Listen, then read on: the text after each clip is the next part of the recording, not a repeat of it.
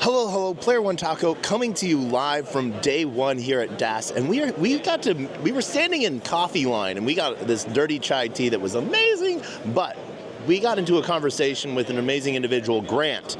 How are you doing today, Grant? Very well, thanks, Taco. Thanks very much for having me. Yeah, so I'm gonna guess by the accent you're not from New York.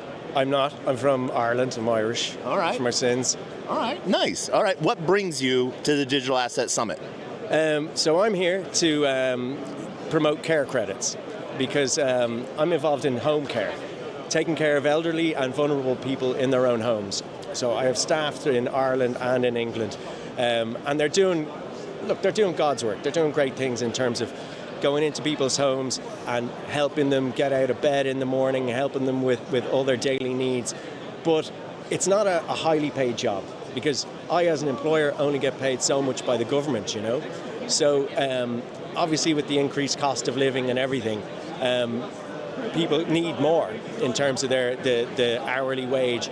And for not just for me, but for all employers in the sector throughout the Western world, there's a ceiling to how much we can pay because of the fact that the government only pays so much. So hence I came up with care credits. So care credits is a digital asset that the care workers receive upon providing the hours of care, and they can redeem it under existing supermarket loyalty schemes at the supermarket checkout. Now, is this on top of what they're already getting paid? Exactly. It's supplementary, complementary. It's not instead of their wages. They get their wages and they get this on top of it. So that's a very important aspect of it. And the key aspect of it is that it's institutional grade in terms of the compliance. So one of the core features of care credits is that it's all home care companies, in order to gain access to the system, they have to be verified. And they're verified through a thing called the Legal Entity Identifier, the LEI. And the LEI is underpinned by 300 pieces of legislation and regulation globally, 106 of which are in the European Union.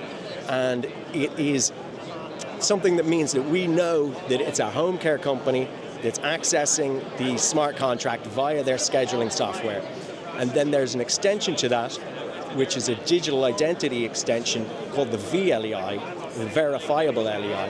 And that's what's going to be used to verify the identity of the home care workers so that they themselves can receive the tokens onto their personal wallets, and then upon doing the care, and then exchange them at the supermarket checkout. So one of the biggest things within home care, health care, is fraud, waste, and abuse. Yes. So you're not necessarily putting the individual that's being cared for on blockchain, so we don't have to worry about PHI, public health information. It is more about proof of care, because in Medicaid and in care worlds and billing, it's not really how good of a life you give someone or how great of care you give them, it's how well you document it. Absolutely. Just to say, first of all, that security is paramount throughout the entire system.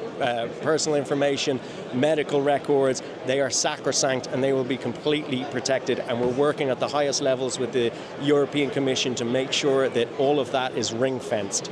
In terms of, you very correctly said it, Taco. Home care is an aspect of we all get older, you know, so at some point... I feel like I'm getting younger. But at some point, I think for most of us, we prefer to stay in our homes for as long as we can. Yep. So for the care workers doing the work that they do, obviously they have to document it. And in our case, they document it on an app that they have on their phone. But then we as an organization constantly, as you said, are being paid to document what's being done, which is right and proper, but at the same time, it's very onerous in terms of the workload that's on our desk. So in terms of that, the care credits is going to be something that buffers the whole industry as a whole, because as it stands, the home care market is broken throughout the Western world.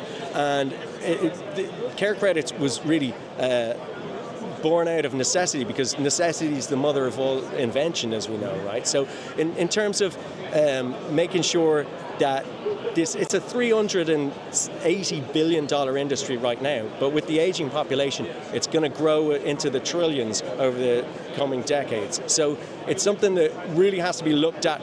Governments, it's always the last thing on their plate because they don't necessarily put a priority on.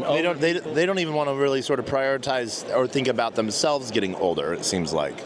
You said it. And look, in terms of the, seeing what's happening in America with the waste, fraud, and abuse being looked at, in Europe, that's obviously not in train yet, but it's something that we hope to make sure, from a home care perspective, that there's a minimization of all waste, fraud, and abuse, because that just affects us. When we're getting people out of bed in the morning, making sure that they maintain their independence, making sure that they have a quality of life into their golden years.